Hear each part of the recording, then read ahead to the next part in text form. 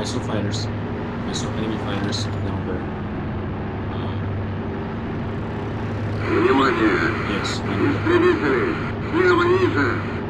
So I was right. I saw them. By the way, this is a daytime mission. Holy crap! They're not low at all. They are not low at all. Please get fucked.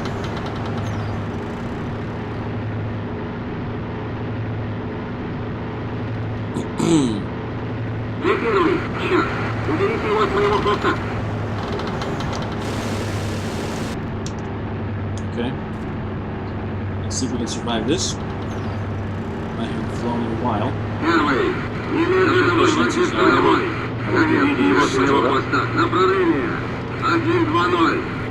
This is a fast plane. Holy moly, it's a fast plane. Look at the speed of this thing. There's the UAE-8s. We are tangling with the escorts. There's lots of escorts here. I am fucked.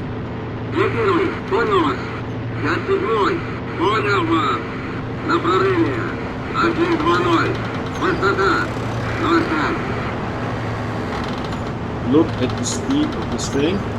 We have actually 660. Holy shit! This thing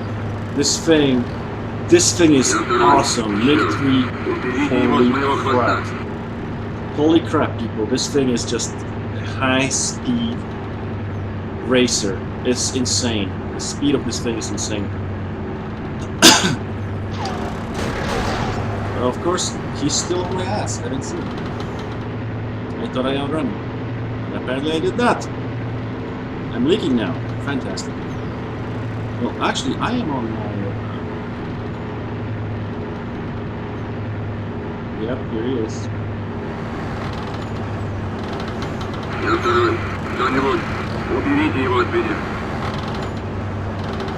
Nice turn, buddy.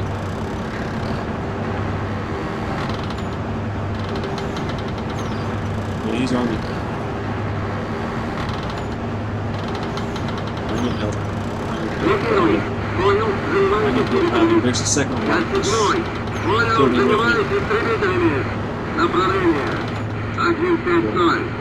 He's on my ass now, for sure. The second one.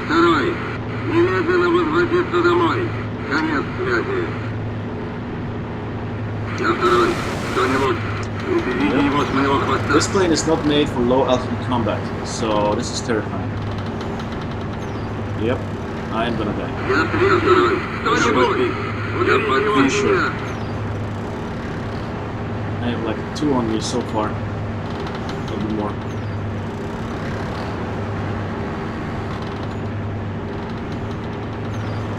One down.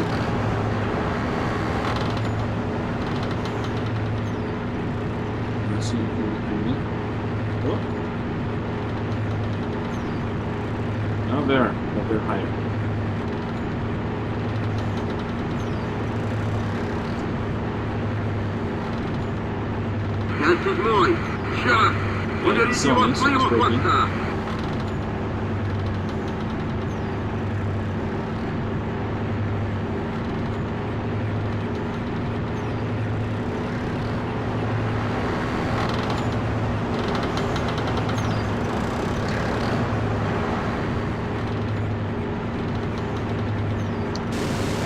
I highly doubt this will hit anything. By the way, somebody can hear me. I am smoking. Engine overheat on. It's open. Probably fine. We're flying right over the German front line. So, it's a problem.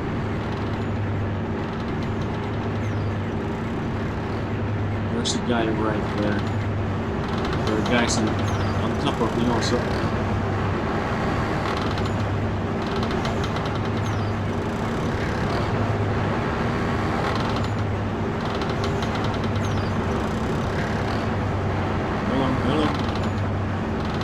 Okay, engine's not overheating, that's good. I am leaking fuel as well.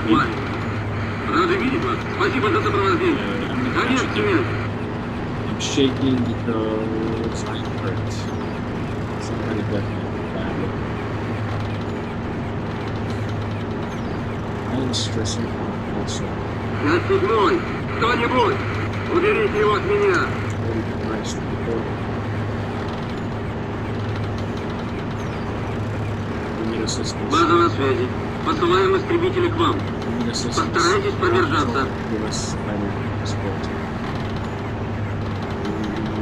We're badly outnumbered, outclassed. It's going up. It's just not good.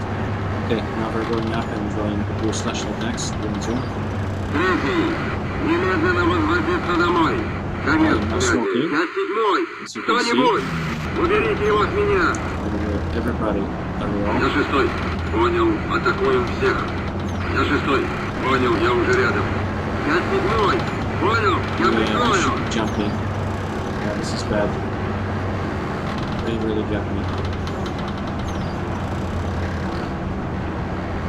Now what's my altitude? 600 meters. Let's go up. Maybe jump. Holy crap, look at this. I'm leaking fuel. As you can see, I'm leaking fuel. This white stuff is fuel. The black stuff is me burning. 5-7. Yeah, guess what I'm Кто-нибудь, doing? немедленно проверите его с моего хвоста. That's what I'm doing. Okay, another successful mission by Timor with the bestest landing ever. Let's see what the other guys are doing. This is the PE2. Totally unrelated to my mission. This guy has fuel leak also. This guy is getting fucked.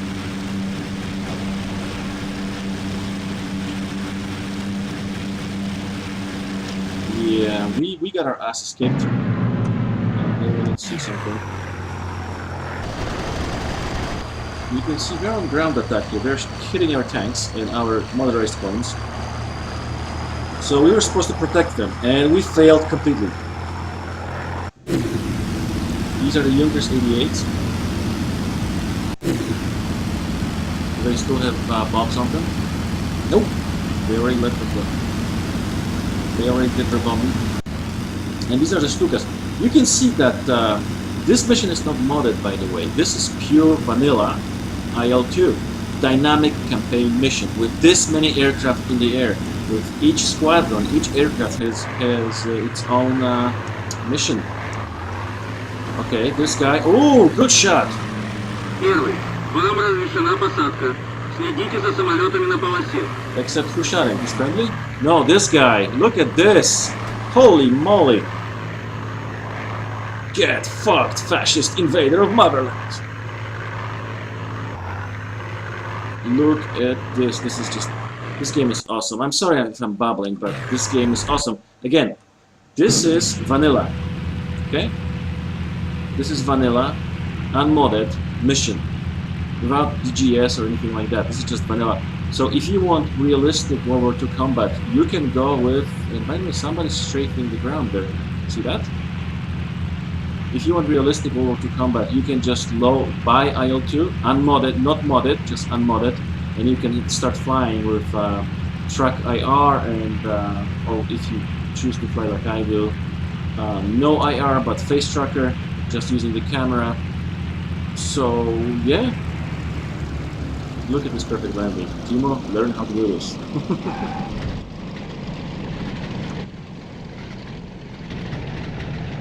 Yeah. Okay, I will quit the mission now because I think I survived. And let's see what a complete fuck up this was. We got 2 deaders. We lost 3 planes. Enemy lost 5. We only have 7 combat ready planes left. So we are getting our asses kicked by the evil Germans. Okay. U-88. And by the way, I want to see something here. I want to compare the U-88, which is the Schnellbomber, the fantastic bomber from Germany, versus the PE-2, which was also in the mission. So let's do that really quickly. Once I apply it, I want to see the objects and I want to compare them. So let's see PE2. If we can find it, because it's not... Okay, here we go.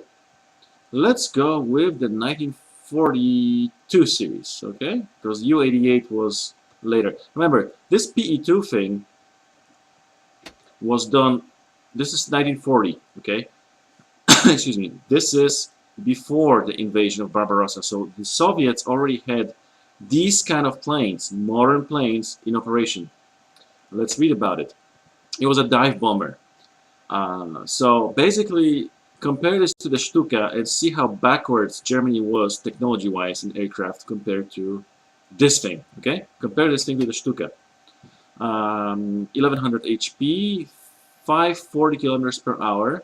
Let's see, 1942. 520 kilometers. So it's actually less. I assume it had more armament, more defensive armament. Yeah. Bombs up to 1,000 kilo, and this thing had bombs up to 1,000 kilo, but it had more defense, as you can see. It had more aircraft, it had more guns on it to defend itself. What about this one? The models look the same, I think. I'm missing the difference very sadly. 505. So they're actually slowing down. Probably more armor.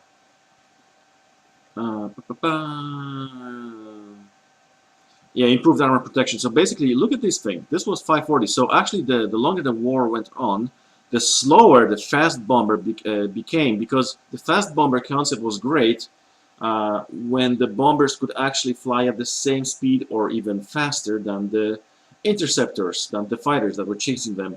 When the interceptors fighters inevitably got better engine, got more horsepower, and were faster than the so-called fast bombers, well, there was no point in making them this fast.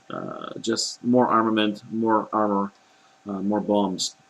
So let's take a look. 520, 540, 505 kilometers per hour. Let's take a look at the Schnellbomber, shall we, and compare it to the so-called Schnellbomber. Look, 471. Okay, this is A4. Excuse me. 471 kilometers per hour. Do you remember the other one? 540, 520. So the Soviet bomber, dive bomber, was much better in 1940 than this one, the German one, in 1941. What about 1943? There is no, unfortunately. That's annoying. Yikes. Well, I really wanted to compare it with the late war, but these are made, the U-88s here are from the mod. The Mistel is, of course, weirdness. This was basically an unguided bomb. Do you see this in the front of the nose? This is 1944. This is desperation weapon. These things on top were made for another airplane that would be a mother airplane to fly towards the target. Then what would happen is they would let this go, and this thing would be a guided missile, actually guided missile, operated by the operator from the mother plane. And when this thing touched the ground, it would blow up. So it would be great for use against something like a big bunker or dam or a bridge or something like that. And these things were actually used not that successfully on the Eastern Front versus the other bridges. When the Soviet army was basically, the war was won and Germany lost the war, 1945, right in front of Berlin, the Soviets captured the bridges on the River Oder. And, you know, this is basically a highway into the middle of Berlin. So the Germans obviously were trying to destroy those bridges, and they used these Mistels to take out the bridges. They also used special forces. They also used frogmen, as in divers, also not very successfully because the Russians, the Soviets, were very security conscious. And they had a crap load of security troops next to the bridges due to their strategic importance. I mean, they were the bridges that ended the war, basically. So the frogmen got spotted and they were shot out of the water and or captured. The frogmen were using floating mines, so they were actually trying to slowly sneak in and get the mines as close to the brick spans as possible. So there you go, a little bit of trivia for you. But what I wanted to show was the speed. This is 1941 U-88, the Schnellbomber, the fast bomber. This was peak of German technology, speed 471 max. Meanwhile, just, you know, a normal Soviet airplane which was actually a dive bomber. This is a dive bomber. So who copied whom actually? Did the Germans copy Russians, or did the Soviets, or did the Soviets copy Germans? Think about that, because this plane is superior to the U-88. Speed, bomb, maybe not armament, but speed and bomb load, definitely. So yeah, food for thought about whether Soviet Union was ready for war or not. This tells me that they were, in many areas, the Soviet Union was much superior to Germany. The one area that the Soviet Union was much superior to than the Germans was organization. The Soviet Union was basically under Stalin, and he ruled with an iron hand. And the Communist Party was everywhere. The secret police was everywhere.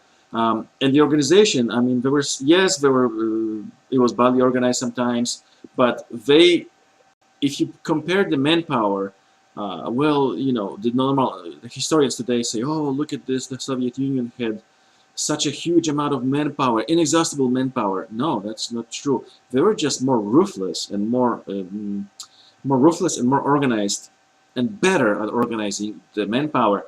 Remember, Germany took over Ukraine, Latvia, Estonia, Lithuania. They took over all of the eastern USSR up to almost Moscow. You know, they stopped a few kilometers from Moscow. So we took all of that. That's where the majority, over 50 or 60% of Soviet population was located. That's where almost all of the industry was populated. So why did the Germans lose the war? Well, they were idiots. They were disorganized. Everybody, you know, especially in Europe, says, oh, the Germans are organized so well and they are such unorganized people. Bullshit! In World War II, they were on peace footing in weapons production, in goods production, in luxury goods production for the people to satisfy them. Only when we started to lose the war, when it was too late, in 43, 44, when Speer came into the picture, Hitler's personal architect, he became an organizer of basically the whole economy. He basically, you know, did a facepalm and said, oh my God, we can have so much efficiency by doing just common sense things, which is what they did. And the funny thing was they actually increased production while they were under the Western Allies, America, Britain, bombing campaign. Excuse me, while the factories were being destroyed from the air, they actually increased production. So they could have done much better if they went into wartime footing in, say, when the war started, which would make sense, right? If you're at war with the UK, and then 1941 with Soviet Union, and then America, well, maybe it behoove you German idiots, to switch your production to, you know, wartime footing. But no. Hitler basically was such a soft heart, such a pussy, basically, that he did not want to do that because, you know, he wanted to do well for his German people, and he really cared about them. Stalin didn't really care about his Soviet people. He was Georgian, but he didn't give a shit about anybody who lived in the Soviet Union. He wanted world conquest, and the Soviet Union went on a war footing in 1940. Okay, the huge everybody got taken into the army in 1940, and in 1941 before the war. The factories are operated by kids, by basically kids, and the collection of food, the kolkhozes, were operated mostly by women and kids and older men. So there's the difference. That's why Germany lost the war. They went into war footing in 1944. And why did the Soviet Union win the war? Because they went on war footing in 1940, 1940, before they were engaged in combat. And that's the difference. Hopefully you enjoyed this video. Hopefully you enjoyed my, you know, historical rant. I assure you that everything I say is researched and true. It might not gel with your version of history which is being taught, but there's two things. There's one thing you need to know about history. There's the history, and then there's what really happened. So there's that. And if you disagree with me, or, you know, you can call me an idiot, or, you know, you can say, yeah, you're an idiot because you're lying, blah, blah, blah. That's fine.